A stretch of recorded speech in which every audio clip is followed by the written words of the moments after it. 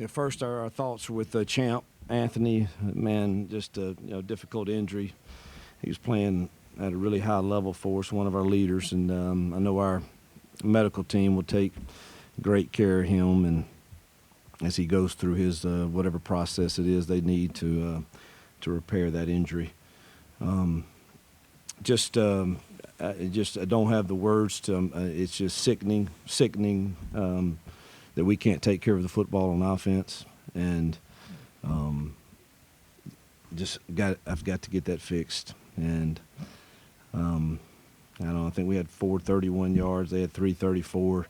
I thought our defense, other than third and longs, if we could just get off the field on third and longs, that defensive effort would have been remarkable, truthfully. But the third and longs they got 2 third and long conversions on penalties, and then converted, I think, 5 of 8 third and longs, which is we can't do that. But they played hard on defense, and I think our offensive guys played hard. It's just discouraging. You have one possession in the first half that you don't turn the ball over as you're moving it, and we turned it over on Arkansas 29, the 0, and the 27.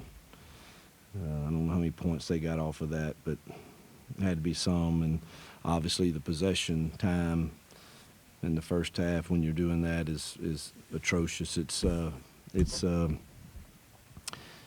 It's miserable to watch that.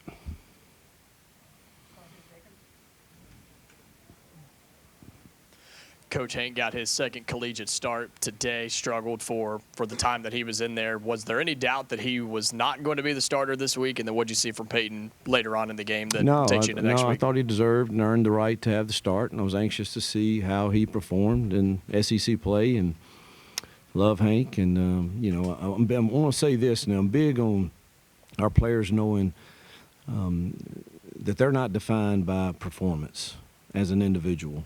That's a bad precedence for me.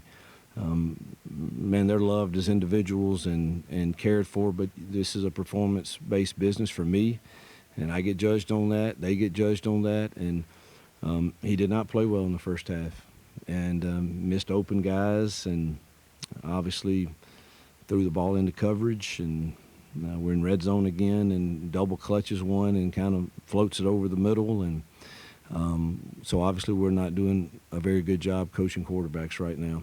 And I thought Peyton's was pretty solid. I thought, he had one off of hand again that was picked, but it was the right read, and I'll have to see how hard the catch was. I'm not real sure how hard it was on that, but thought he played solid. Coach, going forward, how do you get off the field in those third and long situations, and how badly did that hurt your team this afternoon? Yeah, it was devastating, truthfully. Obviously they had fought so hard after offense put us in some bad spots and to keep us in the game, and it really felt like we were going to win the game at halftime if we just don't turn it over. And then, man, when we finally got in the game, we had, I want to say it was 3 to 4 third and longs that if we get off the field and we get the ball back, we got a chance to, get a tie game. And we didn't get off the field, and it's something we've got to for sure go to work on. Coach, the self-inflicting stuff now is on both sides of the ball. You're turning it over. Penalties defensively when you talk about third and long, getting off the field. It's not just third down conversions, it's third and long conversions. Yes. Is it personnel? Is it execution? Is it scheme? What are you seeing as to why it just keeps happening? Well, we got to look at ourselves first as coaches, and I don't think it's scheme. I thought we were in some good positions, that they had to make some really tough throws on third and long on the penalty, and then one was selfish, hitting a quarterback out of bounds. That gave them 2 third and longs, and they were backed up at that point. And the other third and longs, we lost contain on the quarterback, and our roof player decided to not stay deep. And same thing we did last week. I think the call was okay. Obviously, we're not coaching it well enough, and or have to find young men that will do it the way they're coached.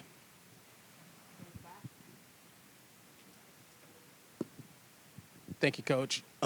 Where do you go from here at the quarterback position as you get ready to head into Oklahoma week? I have no idea sitting here right now, but I'll go back to work tomorrow on it.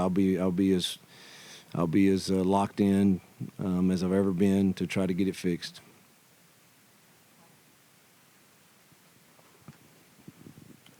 Coach, today we saw some empty sets. You tried what looks like more different things out there. What was the strategy on how you guys were planning to attack the defense today, and how did you try to adjust here in the second half? Well, I thought the plan was really good, honestly, and didn't feel like at halftime we needed to change anything.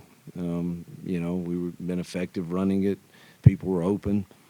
I thought we could win some in our empty sets with our receivers, and and we were willing to go from empty to other sets too if we felt like we had an advantageous box, but I'll have to look and see how effective it was. I mean, there was some, obviously Dre's touchdown came out of that, which that was our answer to their pressure. It was a side adjustment, really good job by him and Peyton seeing that. Hugh, offensively, when you start to look at the mistakes, those things, how do you balance, hey, this is what we do with, or maybe these guys can't execute what we're doing? Unfortunately, this is what I know, and I know that there's people open, and I know that we're running the football. And we got to find a guy that won't throw it to the other team. And we got to find running backs that hold on to it. That's a huge play there. I mean, we're going in to score. I don't know, what was it, 7-0 then, or so it's 7-7, and our defense gets a stop, and who knows what happens. But the scheme is what most everybody in the country is running some sort of. But you've got to have good play at quarterback for sure to at whatever system you're going to choose.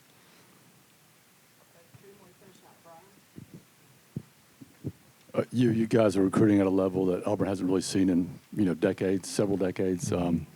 How much tougher does that get, though, if you can't show more proof of concept, if you can't build momentum on the field? Yeah, I can't answer that. I've been consistent with my message of how I wanted to build it, and that's through high school recruiting, and hopefully they see they can come in and play and help us.